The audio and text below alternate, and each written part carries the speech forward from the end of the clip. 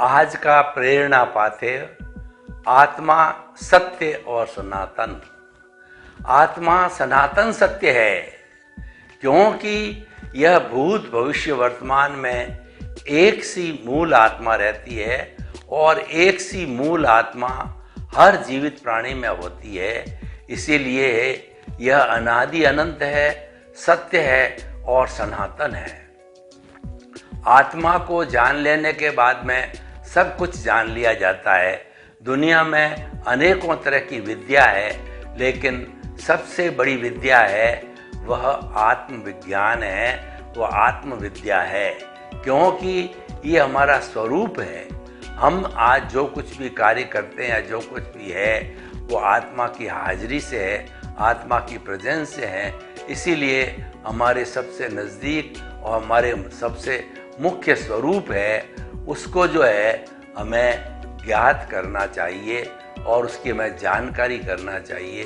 और जब वह हमें मालूम पड़ जाता है, प्राप्त हो जाता है, तो सब कुछ प्राप्त हो जाता है।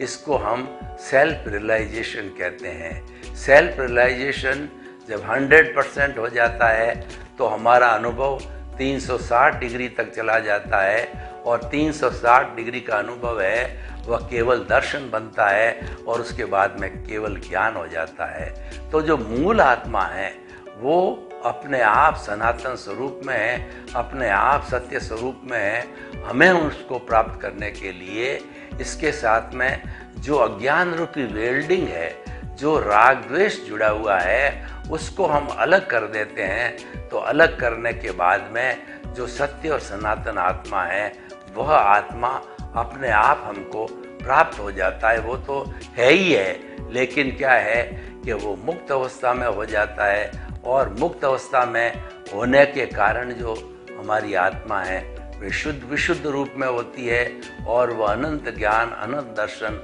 अनंत शक्ति और सुख का धाम हो जाती है।